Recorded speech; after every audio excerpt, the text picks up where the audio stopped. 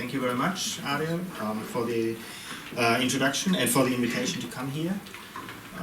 It's right. We have worked together for a long time. Ariel was in fact one of the lecturers at Melbourne Uni when I came to Melbourne Uni initially as a master's student back in 2002. Don't tell me how old I am.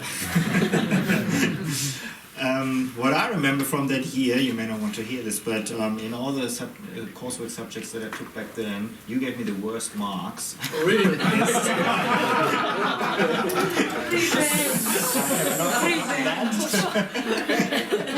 But I took it as, stimulation to do better, and so I stayed on. And I'm particularly pleased also that today Professor Monash is also here, who then became a supervisor during my time as a PhD student at Melbourne Uni. Did he give you the best? He didn't have to lie, but he gave me the best advice and best supervision for sure. So it's good to see some familiar faces, also some unfamiliar faces. So I'm now, as I say, based at La Trobe, where I work mostly on electoral party politics, campaigning and that sort of stuff. And obviously we had an election in Indonesia this year, so I've been following that reasonably closely. I wasn't there directly at the election time, but I was there at the beginning of the year. And I have quite a few friends who work in the polling industry, so this is partly research and partly following what my friends have been doing there. And pollsters in Indonesia these days, I think, not all of them, but quite a few of them are almost celebrities. If you watch TV around election time, you will almost inevitably come across a pollster as a guest in a TV studio. And that is part, I think, of the reason why I became interested in studying this a bit more closely. Their status, I think, as pollsters is a bit different from pollsters in other countries. Am I moving the slides myself or someone else doing it? Just asking. For the slides? I was going to get the clicker, but oh, yeah, okay. maybe not at the moment. Yeah, okay. All right. Okay, so yeah, that's the outline, what I basically want to talk about. A bit of background of why that is important to me. And when I came, Julian was saying there's not many political scientists working on Indonesia here at Monash, but a lot of people interested in Indonesia, I reckon. So I come from a background as a political scientist. So just briefly going through what the literature is saying about what contribution polling can make to democratic quality. Just roughly the pro and contra schools, but I'm quite firmly in the pro approach. I think polling is very good and very important to democracy, and it can be a particularly important tool to strengthen democracy in young democracies where elections have various problems. That's not to say that there are no issues around it, and given the prominence of pollsters in Indonesia, I think there's quite a few things that are worth examining and investigating a bit further. So I'll focus about half of the talk then in the end on the 2019 election and make various comparisons to the 2014 elections when the whole issue of polling and election, I think for the first time, really blew up.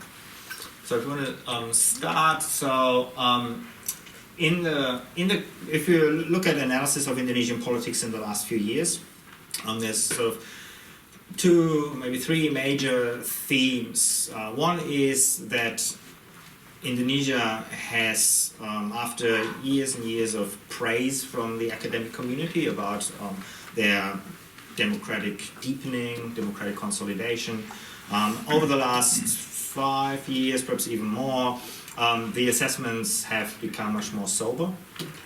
During the Yudhoyono years, there was widespread agreement that, especially the second term, was a bit of a mischance of getting the reformasi spirit sort of back on track and initiating a few new reforms. Instead, this was largely an era of stagnation in terms of political reforms.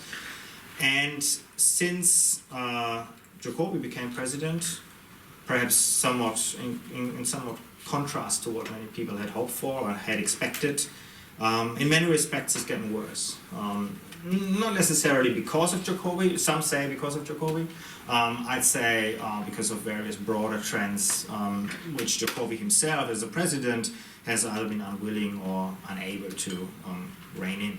And if you look on the left on the slide, that's the assessments for Indonesia from the Economist Intelligence Unit, who make these annual reports about every country in the world and then turn this into numbers for a score.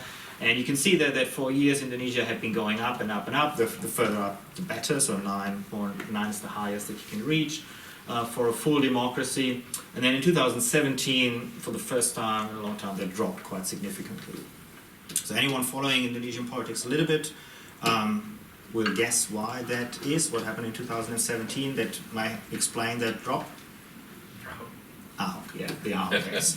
Not too difficult, yeah. But interestingly, then, I haven't changed that yet, but for 2018, they stayed on that score, even though Ahok or BTP is now history in a sense, but the score hasn't improved since then. So there are other things around Indonesia's political rights, its elections, its mobilization outside the formal electoral arena that gives some reason for concern.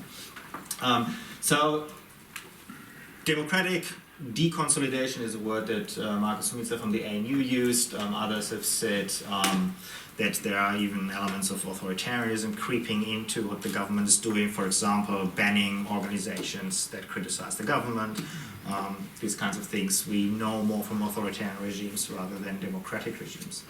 The other trend is that electoral politics has taken a rather populist turn since 2014, when Prabowo used very familiar populist rhetoric that we know from other leaders or wannabe leaders, attacking outsiders, others, describing the state of the nation as, in very exaggerated terms, as very poor, and that Indonesia itself as a state is being exploited by outsiders, by foreigners, and by domestic elites in collaboration with these foreigners, these outsiders. So we've seen these kinds of populism emerge at various levels in local politics as well, but I think probably in this year's election it was slightly less pronounced than it was in 2014, so maybe that trend is already slightly declining again. And specifically with regard to elections, another trend is that, as I said before, that pollsters have become very influential actors in commenting on elections, in shaping perceptions of elections through the work that they do, through the results that they publish regularly. So all in all then, is Indonesia still that model Muslim democracy that it was described as for probably at least the first 10 years after the fall of Suharto? There are doubts now, and so I shall look specifically at the role that polling can play, has played, during this trend. Are they partly responsible for that? Have they done something against that? That's what to talk about now. So if I want to move on. So briefly, what does the literature say? For those of you here living in Australia, how many pollsters do you know? Probably just that man, right? He's quite possibly the only face that you could attribute to a polling agency, or, well, he's actually an ABC figure, but he's the one who runs you through the electoral results on election day. But other than that, usually pollsters operate in the background. They release their results. Often in Australia and in many other Western countries, they are directly linked to media organizations. Many media organizations have their polling agencies or regularly collaborate with polling agencies. But it's the media that reports on them, and the pollsters themselves are largely unknown. Nevertheless, whether they are prominent or not as such, in democracies, they can play an important role for strengthening democracy. And as I said, especially in new democracies, where electoral results are often challenged by losing candidates, where there are often problems during the vote count, and we know that from Indonesia, massive problems with money politics, with vote buying, etc. So if, apart from the Electoral Commission that manages the election formally, if you have other bodies that can give you quick counts that are accurate, that are reliable, then that can help prevent electoral fraud, or at least the credibility, can damage the credibility of alternative claims. If losing candidates are challenging, the Electoral Commission, if there are various other results out there, it can help the Electoral Commission. That's one thing. More broadly speaking, proponents of polling also argue that outside electoral times, public opinion surveys are the best way to capture the political preferences of the population. And ideally, in election time, politicians can use that to inform the policy options that they offer during elections. That assumes that surveys, public opinion surveys, are used not just to gauge the popularity of candidates in elections, but actually conduct surveys regularly about other issues that are relevant for society. And again, in many Western societies, that's what surveys are often used for, and that's, I think, where they're really good. However, it can also be bad for democracy, especially to link up with the last point, if they are only or primarily used to only measure the support of individual candidates, the popularity of certain candidates. Because then it feeds directly into this kind of personalistic, populist politics, where people only see figures and whether they like them or not, rather than look at broader policy issues, broader programmatic issues. The other potential drawback is that pollsters have control over their data, and the population often normally does not know how they get their data and what kind of data they publish. So pollsters can selectively publish, they can leave out certain questions that they had in their surveys, and in doing so they can manipulate what kind of data gets out. They can therefore not just reflect public opinion, but they can frame public opinion directly by saying, oh look, this is what the public is concerned about, even though perhaps their survey also said the public is concerned about various other things. But by not publishing it, they give the impression that these are the really important issues. So transparency, therefore, is very important for the polling industry, and quite often they are not very transparent about this. That also extends to with whom pollsters collaborate. As I said, in many Western democracies, they are often linked to media organizations. Political parties also often have their own pollsters who do their own polling about policy issues. In Indonesia, and I'll come back to that later on, the funding for polls is one of the most contentious issues, because pollsters are not transparent at all about where they're getting their money from, even though everyone knows that, especially during election time, it's candidates who basically pay pollsters to conduct polls. And as I come back to that a bit later.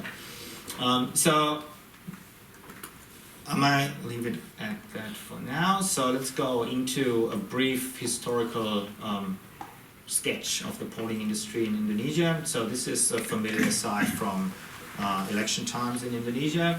On that image there you have representatives from SMRC on the left, Carta Politica in the middle, and Indobarometer on the right. These are three of the prominent pollsters in Indonesia, and as I see later on, I would say there's probably about 10 institutes now that have sort of emerged as the most reliable, most reputable pollsters in Indonesia.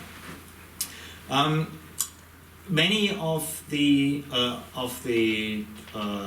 executive directors of these institutes are educated in the West. Many did political science degrees in the United States, where they learned the art of polling, of quantitative analysis. And once they returned, they turned that basically into their job by offering their services to the public, some to the public, others directly to political actors who, like party elites, who need this kind of data. So the first polls were conducted, I think, around 2002 by Saiful Mujani, who was who was probably the pioneer of the industry.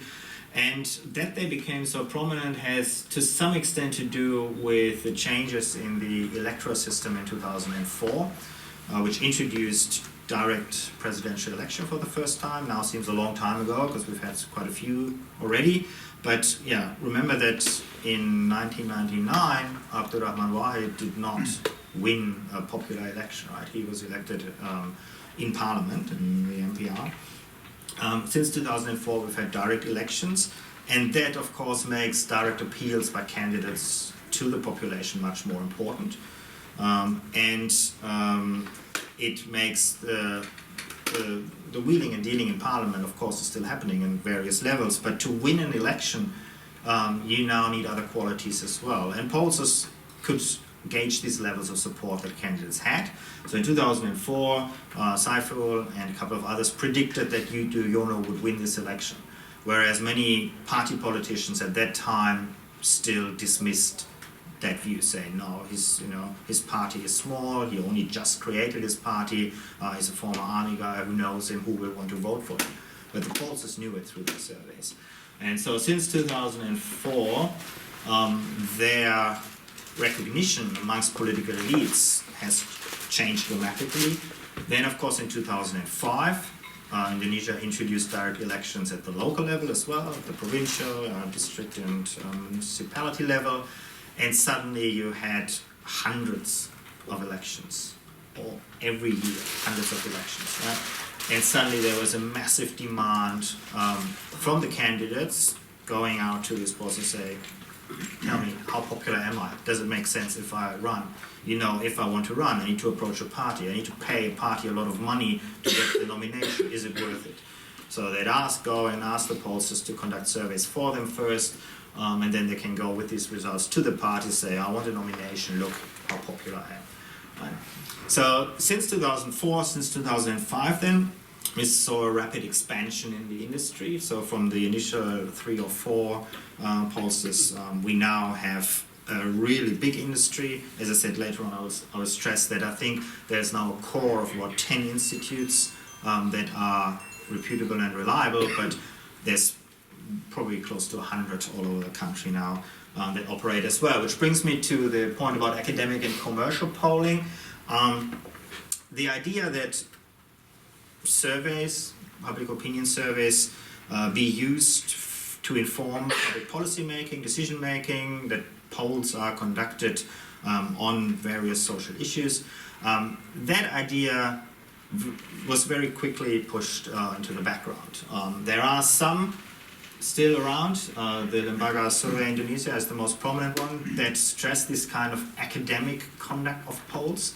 They are interested in research questions, they are interested in impact on policy, but the overwhelming majority these days, I describe them as commercial pollsters. They offer their services to political candidates for electoral purposes.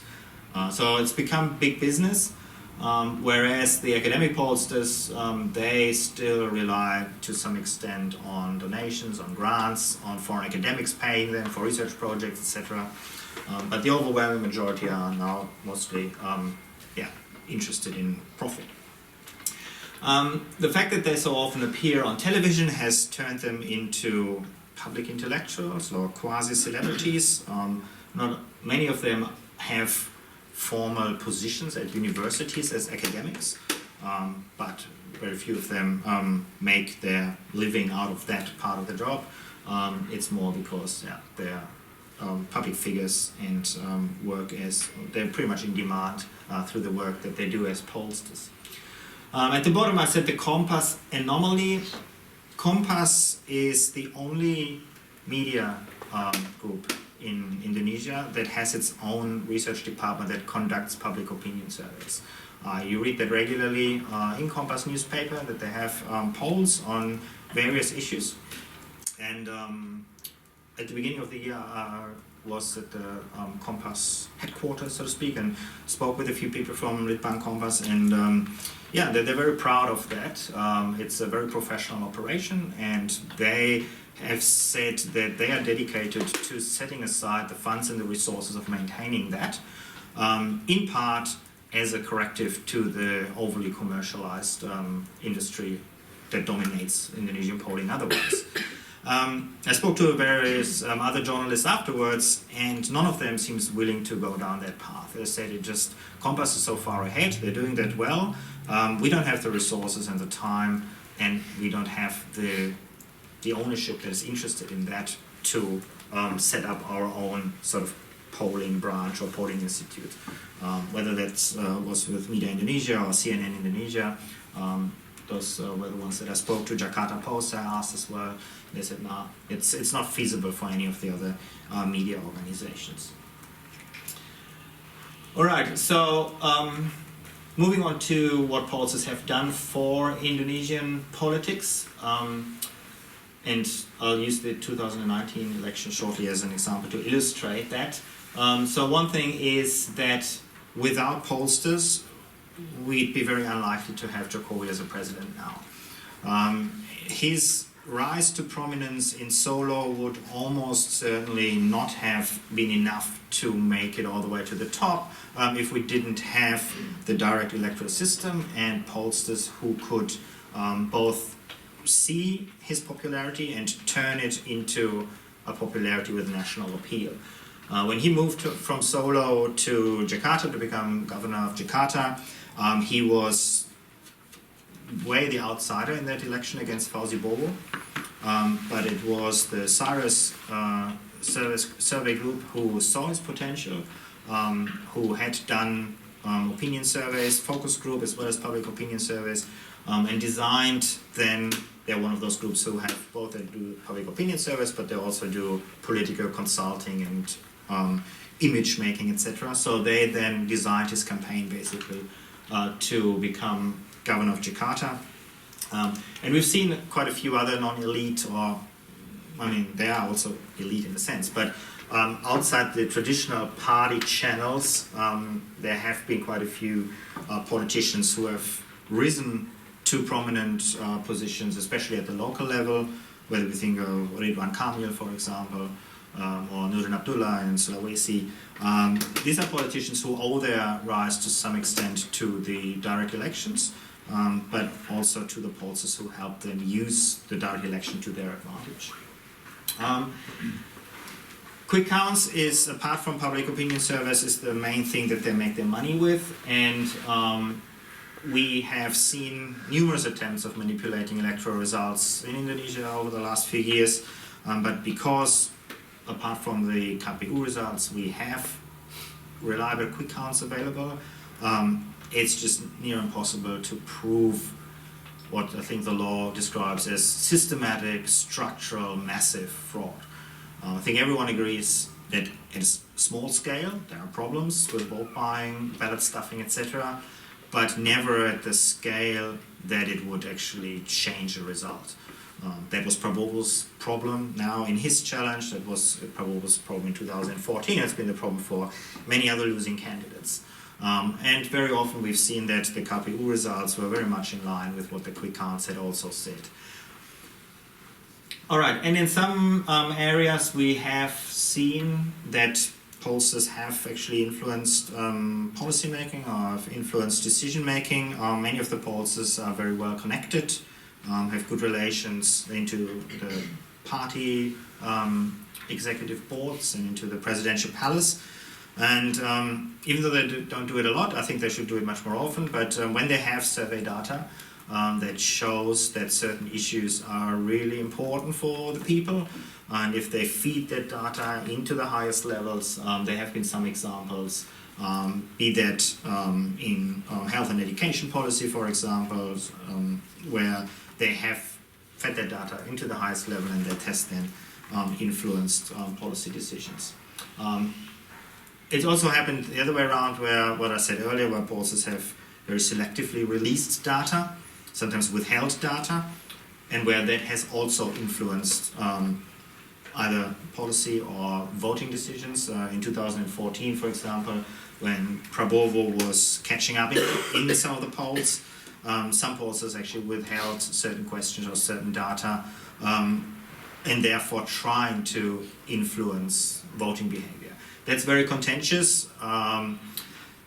No one really knows whether voters are actually influenced by the release of polling data, whether they say, oh, one candidate is catching up, so I have to, if I was undecided before, or if I thought I might not vote at all, now I have to make sure that I go out so that this candidate who is catching up is not going to win. Others say that voters don't really care who's leading in the polls, but the party elites, at least, they believe that that voters are influenced by that. Okay, in terms of negative effects, I've mentioned money politics, vote buying before, so certainly pollsters have, well, they're not only to blame for that, but they have contributed to the explosion of costs for running for office. Their services are not cheap. As I said before, if you want to run for an election, you have to pay a party to accept your candidature, to nominate you. But once you have secured that, or before securing that, you need to go to the process to get the survey data, to convince the party board that you are a good candidate. And then the party usually leaves you alone for your campaign. And then you have to make your own campaign, and pollsters offer their services of designing this campaign. And that's very, very expensive these days. There's also, the problem that not all pollsters in Indonesia are credible. So this is the graph from 2014. If you remember when you were watching TV on election day in 2014, if you watched, for example, Kompas TV, you would know that Jokowi had won. But if you switch to TV1, you'd be led to believe that Prabowo had won. So in 2014, there were 4 pollsters who collaborated with television stations in publishing results that were obviously fake, they were obviously fabricated. I think this is getting better. To preempt something that I will say later on, we haven't seen this in this year's election again. So there is a bit of a maturation in the industry now, that these dodgy pollsters are gradually being weeded out. But certainly in the early days, that was a problem, that alternative truths were fabricated by pollsters. For me, as a personal research interest, the effect on political parties is also interesting, because the focus is now so heavily on individual candidates that polling to some extent also undermines party development, party institutionalization, because more than ever before, party boards are only interested in candidates that can win them, and all they need is polling data for that. So that little bit of programmatic identity that was there in the early post-Suharto era is now almost completely gone. All right, so turning to the 2019 election, and keeping in mind that this is that this election obviously only just happened, and the Constitutional Court only just dismissed Prabowo's challenge to it. So what I want to talk about a little bit is sort of chronologically how that worked out in the run-up, and then with the quick counts and the aftermath. So this graph I snatched from the New Mandala blog. This is a PhD student from Harvard University who has been tracking pollsters during this campaign. So it was quite handy for me as well, so I didn't have to do it myself. What he's put up there is basically polling results between January and April in the last few months before the election, showing very consistently that Jokowi was leading by a consistent margin. Prabowo was unable to narrow that margin throughout the campaign, or at least to narrow it substantially. That was different from 2014, when that blue line underneath was getting closer and closer to the red line, and Jokowi's support at the same time was not as consistent, was actually going down a bit. The fact that it's been so consistent gave observers of Indonesian politics very clear hints, very clear signals that Jokowi is going to win this election. Barring an absolute miracle or complete failure in polling methodology, it was clear that Prabowo will not be able to pull this off. So therefore, even though in the end, and of course in the aftermath, the election became quite polarized again, but in the run-up at least, there was this sense that it's a done deal. It's not that Prabowo can still win this. And that took a bit the wind out of the sails of the campaign, and a lot of people have described the campaign as being a bit dull and a bit boring, because there was just no way that Prabowo and Sandi could challenge Jokowi properly. So the pollsters, by putting out these constant results, sort of reinforced this narrative over and over again. And as I said, whether that impacts on voters or not, that the jury is still out on that. There's no data on that yet.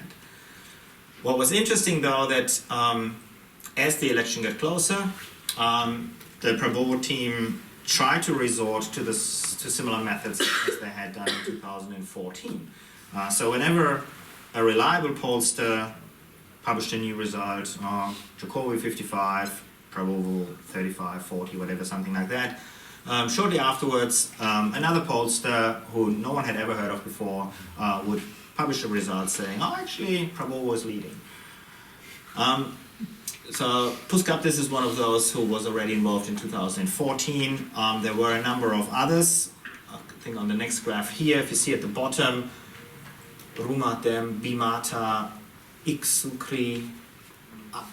No one. If you ask reputable pollsters, who are they? No idea. So this was very obvious very early on that these are attempts to try to give the public the impression that actually it's still an open race.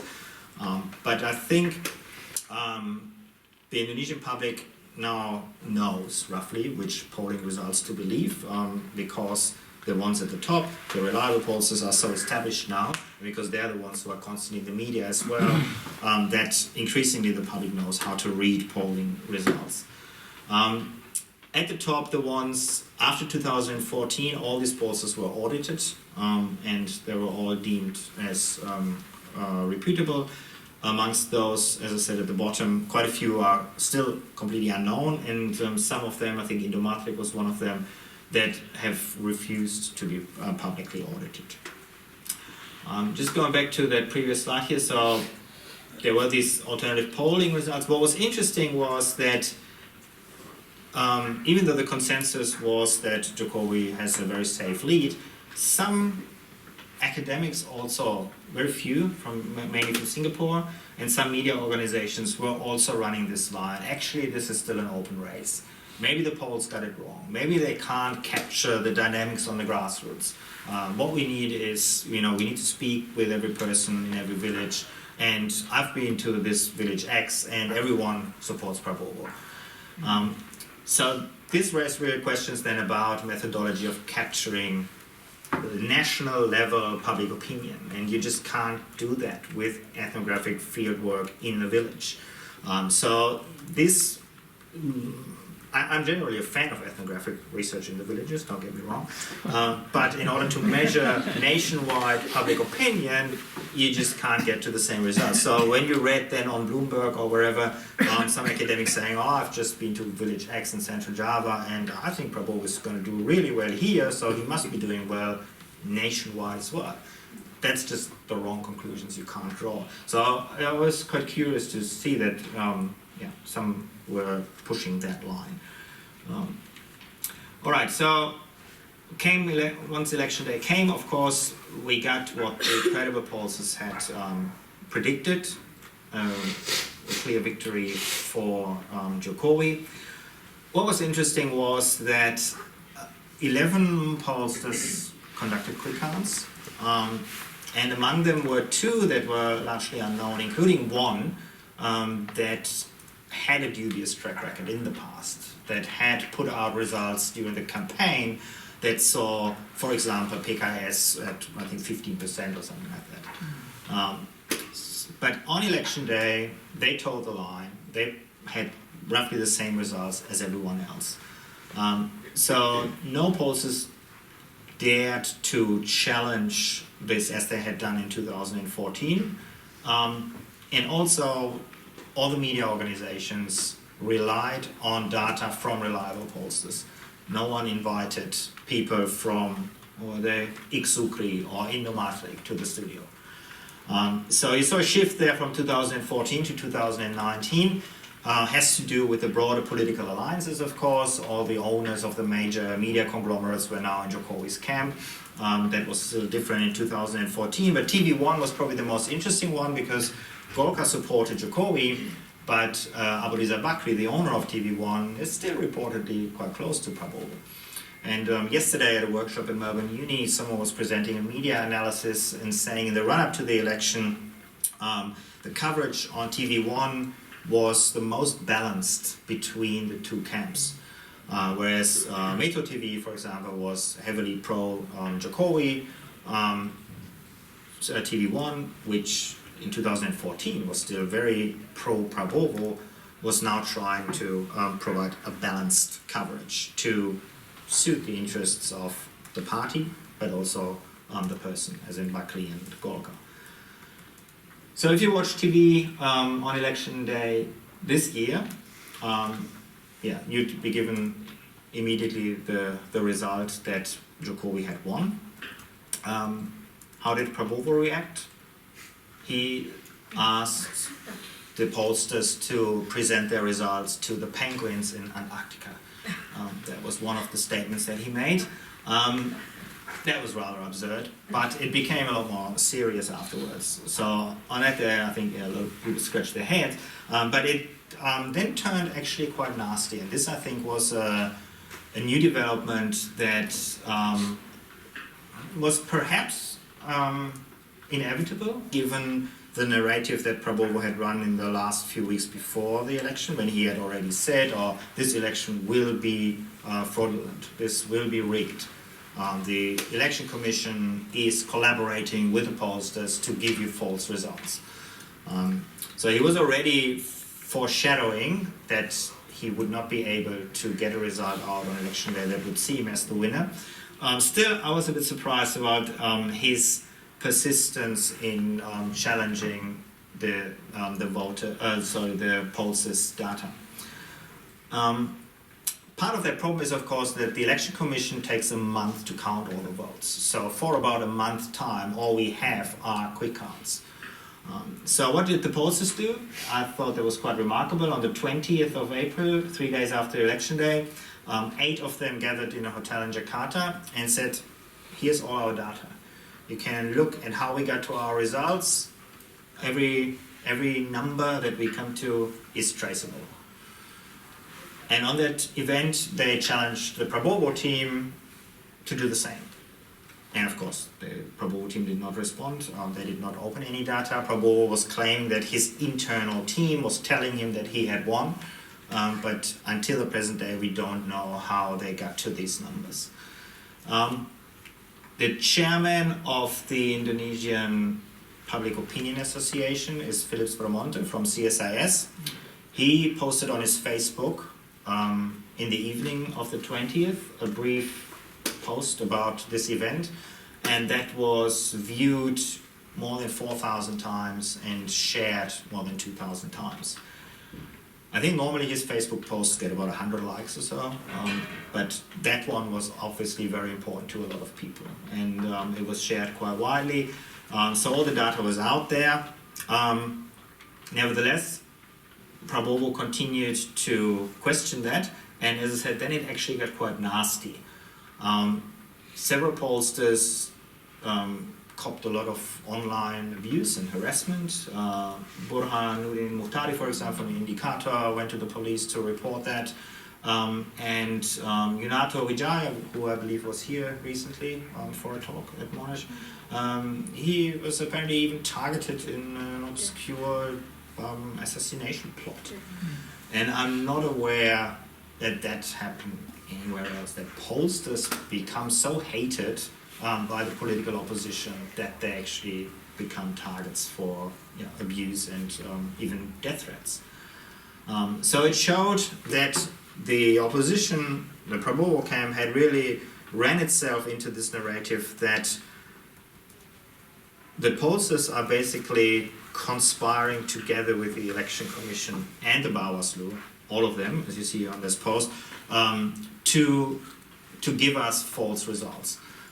If in 2014 it was the two were not necessarily in the same boat. You know, they were still saying, "Oh, we wait for the formal result from the election commission, and then we will have won." Right? It's just that the quick counts were wrong.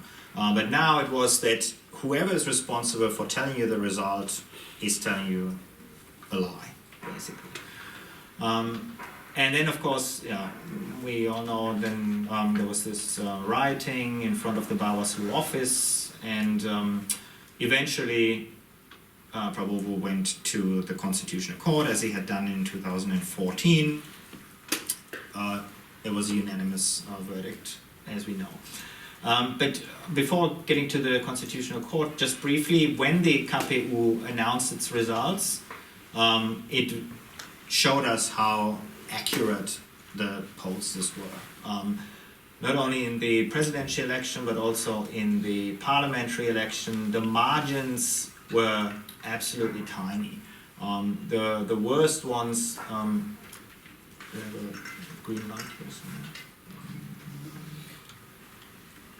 A red light. Whoop. And then it disappears. Can't. Anyway, the bottom three have a margin that is a bit more than 1%. Everything else between 0 and 1%. That is very, very accurate, and it shows how good the methodology and the counting these days is. Of course, as I said, given that Prabowo had run himself into this narrative that pollsters and election commission are in the same boat, of course it didn't change his views of the result. He probably would have predicted that the KPU would just confirm what the pollsters said. But for anyone who believes in the integrity of the KPU and in the integrity of the pollsters, what it showed was that indeed they are doing a very professional job these days. All right, so Prabowo took it all the way to the Constitutional Court. The challenge was dismissed in its entirety, and what is still a bit unclear is why Prabowo did all that, why he went to such great lengths to, mobilize some of his supporters at least into this frenzied hatred of the KPU and the pollsters. One line of argument that it's an issue of personality, that Prabowo is just this delusional figure who actually really believes he won. Others say it's much more rational, it's much more strategic, that he just wanted to be seen as the stirrer who constantly makes trouble for Jokowi, so that Jokowi would eventually reach out to him and try to get him into his coalition, into the boat, basically, once this is all settled. I don't know Prabowo personally, I'm not sure about his personality, but if you look at what's happening now, the talks between the two sides about potential cabinet posts for Gerindra perhaps, some say even the meeting in the MRT station was an indication that this was all strategic, that Prabowo convinced Jokowi not to meet in the presidential palace but at a neutral location, that was already a concession that he extracted from Jokowi. I don't know, maybe that's reading a bit too much into it. But yeah, either way, the result was that it's quite possible that we will have perhaps Gerindra Minister for Agriculture. I think that's being rumored now. And that it was not all in vain after he had blown the election, that at least he gets something out of it. Okay, so what can we learn from this, and what are the pros and cons now for Indonesia's democracy out of that? So, as I said at the top, I think what we have seen is that there is now an established group of about 10 pollsters who since 2004 have done reliable quick counts, have reliable pre-election surveys with very little deviations from the predicted results, whose work can be trusted, at least academically. If you're sort of neutral, quote unquote, you can trust these results if you see them. In the context of Indonesian politics, of course, however, no one is neutral, right? And I think that's one of the issues that the polling industry may need to address as well. As much as I trust their results as an outsider, it's also obvious that most of these good pollsters or reputable pollsters in this election and in the previous one were not neutral. They were almost exclusively behind Jokowi. So if you are a Prabowo supporter and Prabowo keeps telling you all the time that these are fake polls, these are just designed to make me lose, if you then read Yunato saying on Twitter, vote for Jokowi, Prabowo is bad, or Phillips was doing the same in 2014, then it's clear, it's quite easy to see how you can spin this kind of narrative, that the pollsters are actually against me because they're biased, because they have their political preferences. So I think if you work in that kind of industry as a pollster, it might be better to perhaps leave your personal political preferences out of your commentary. At least it would perhaps help to take a bit of the tensions out of these kinds of contests. Having said that, perhaps, we don't know yet what's going to happen in 2024, but perhaps these last two elections were more than just a contest between two candidates. I think many of the pollsters saw it as a contest over the future of Indonesian politics. Prabowo was a very polarizing candidate, and it's quite possible that in a different constellation in 2024, the political affiliations are not as strong, are not as emotional, and therefore the pollsters may also refrain from taking sides in the contest. We don't know. What it has shown is that the fact that this year we didn't see any dodgy results actually screened on television on election day, no dodgy polls that dared to publish a quick count challenging the result, that left Prabowo really to just say, my internal team has other numbers. But there was nothing to really show for publicly. I think that shows that at least at the national level, there is less space for these kind of alternative truths. Might be a different story at the local level. Of course, preparations for the next round of Pilkada in 2020 are already underway. And this image there I just pinched from the internet the other day. So in Bengkulu is one of the Pilkada. And yeah, what they're doing is, of course, which candidates are the most popular ones, which are the most likable ones.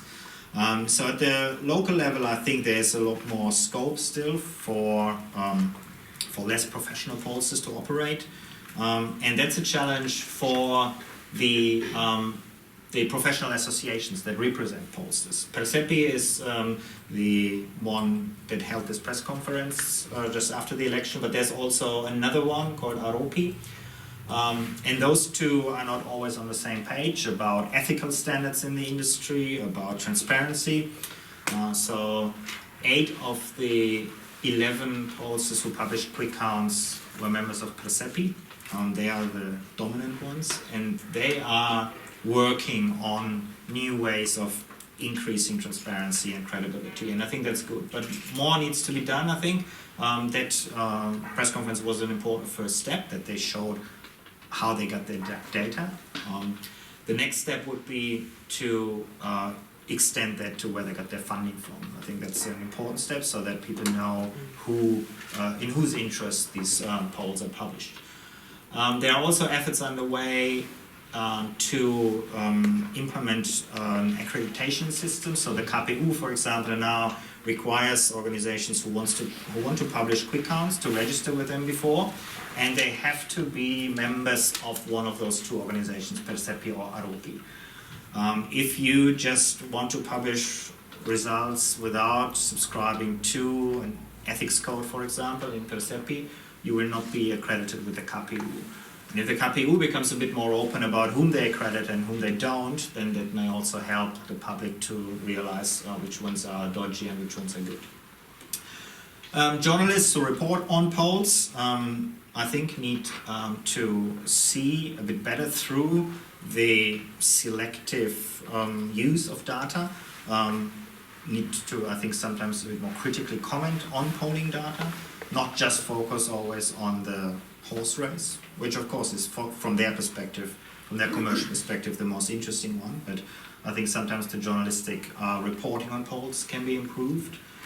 And then the next one, I guess, is if you want to if we want to reduce the costs of elections, then we would need a different electoral system, because that would then take out the need for candidates to constantly have polling results about their own popularity.